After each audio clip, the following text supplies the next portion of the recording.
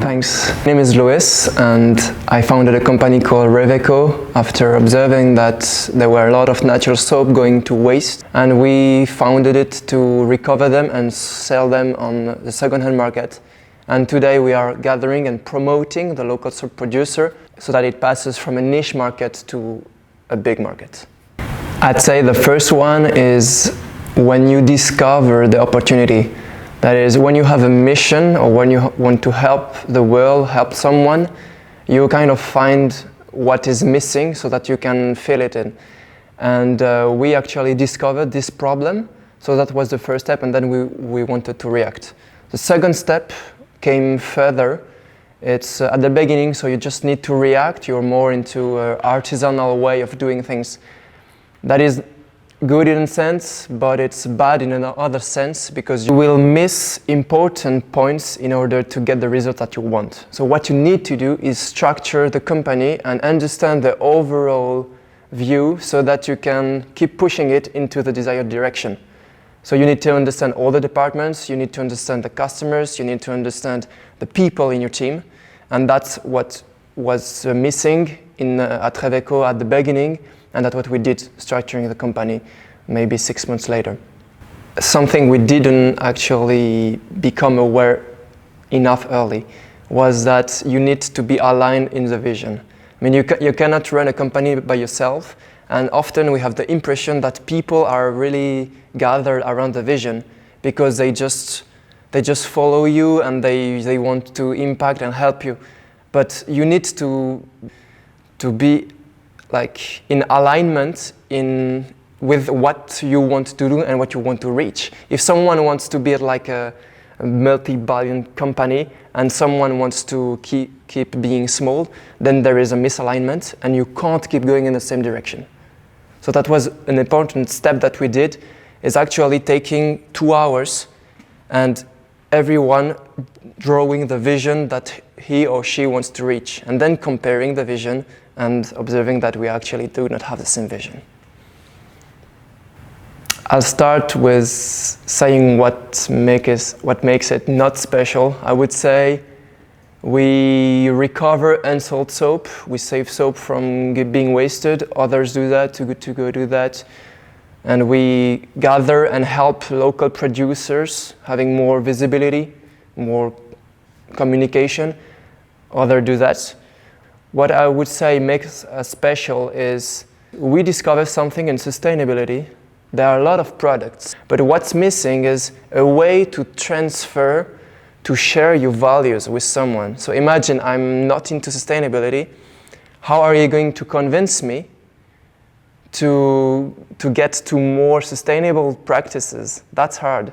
And we see today in debates, political debates even more, it's more about reproaching to the other person what he's doing.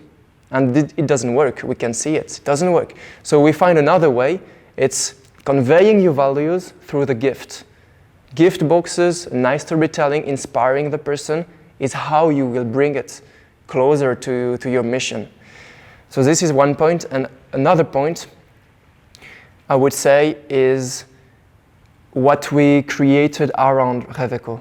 So Reveco is something that we do, but around there is a community that is more important and that really wants to change the world. They have understood that if we don't change the world, it won't change by itself. And so we have often like people coming and they do not even come to buy soap, they buy it because they want to support the cause. And here I could see that actually it's what drives people. It's like the common belief that something else can happen. We saved thousands of soaps. We really gave hope to producers who were declining in sales. They were thinking about just going to bankruptcy. I mean, they were 6 months closer to bankruptcy. And we brought them like a new air, a new motivation in order to keep going. And we could see that they put into practice all the advices that we shared with them. Even though we are not soap producer, we don't have any expertise in that. They were applying what we suggested. And we were like, wow, they really believe in us, and that's make us just so happy. I wrote them because there are many.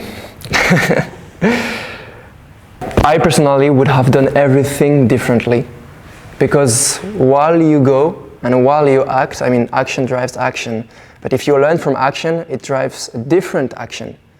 And that's it. If you do something, it's going to be different than what you planned, and if you learn from what you do, then you would do it differently the next time you do it. So I would just say we would do everything differently, and starting by the team. I mean, in entrepreneurship, it's well known that you need an engineer, a designer, and a commercial, and it's not a legend. I mean, it's so true, and we struggle so much because we didn't have that. We were like mainly commercials, and now we have hired a designer. So he has joined us 2 weeks ago, and we are actually looking for a back developer, because we were working with an agency in technical marketing, but we realized that they were not responsive enough. So now we need to really find an engineer in order to join the team, so that we can be like in alignment with what we need to do.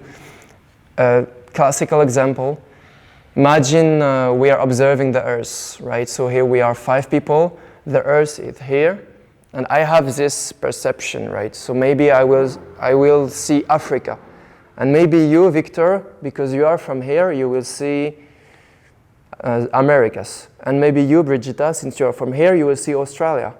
The 3 of us, we are right, you know? We are seeing the same object, and we describe what we see, but since we have another perception, then I will think you're wrong and I'm right. And that's what we need to avoid. Because if you want to really understand what the Earth, we need to put our perception together and work together. So that's why the team is very important. A second aspect I would do differently: get surrounded by experts. But don't try to do everything by yourself, because it will be just not as good as if you hire someone, he helps you do the job, and then you implement the strategy. It's the other way around. So you said, like, you go from an initial state to being an entrepreneur. I would say you go to this initial state to finding your mission, and then the consequences being an entrepreneur. Because when you find like how you want to help the world, how you want to help people, for example, if you come to me and you need advices in I don't know, like public speaking, then maybe I can help you. I will help you. And then I will see like many people are like you and need my help. So that's when the entrepreneurship process starts. It's when I help people. So what I did change in my life was that I became aware that what makes my happiness is actually helping other people. It's not like consuming expensive goods. It's not about going far away for holidays and spending a lot of money. It's just, you are here. If I can help you, I will do it. What I change is I try to distinguish. So you have a life, and you have what's futile and what's important. Most people, I would say, focus on what's futile until they discover their mission. And if you focus on what's futile, you will lose a lot of time, because you don't know why you do what you do. But then, if you start just asking you this question, in everything you do, every decision you take, why do I do it? Then you start focusing on what's important and what's bringing something to you. For example, I mean, that's my personal view, so it doesn't apply to anyone, but I consider watching TV and going to nightclubs as this futile thing that we do. And before that, I was doing it a lot. I was watching TV, I was going to clubs. Today, I'm not doing it because it doesn't bring me anything, and I feel like I can't bring it. I can't bring something to anyone by watching TV. And so that's my advice, is to distinguish what is important and what is futile, and try to focus on what's important. It was 10 days ago. I was introverting a bit. I like digging myself. And I reached a page where there was a study made in the US, and it was highlighting the #1 regret people have when they are on the deathbed. So imagine now you're like a few days from being dead. What is your #1 regret? And people actually said, well, I wish I had the courage to live the life that I wanted and not the one others were expecting of me. And I always wish that for myself, and I think the day you start living like this, then you become really good in what you do and happy. So that's like my number one goal. If there is one thing to remember today, that's it. Live the life that you want and not the one others were expecting of me, of you. So to come back to the success that you mentioned, I feel like success is something that is designed by others. Because I have my own definition of success, and for me, I am successful, but maybe it's not the one that you have. Maybe the one that you have is more shaped by society. So I would say don't try to live up to other expectation and other people definition of words. Just have your own definition, have your own life, and just give everything. Easy. That's easy. You need to be passionate about something. So for me, I really have like deep values into local production. I love that. I love meeting local producers, and I go there in my free time. What you do in your free time really reflects on what you love, and when you find what you love, you will dig into it, and then you have like an overall view, and you have an expertise, and when you have it, you can say, oh, but wait, there is something weird here. We could add this, or we could do this differently. It's a moment when you start distinguishing yourself.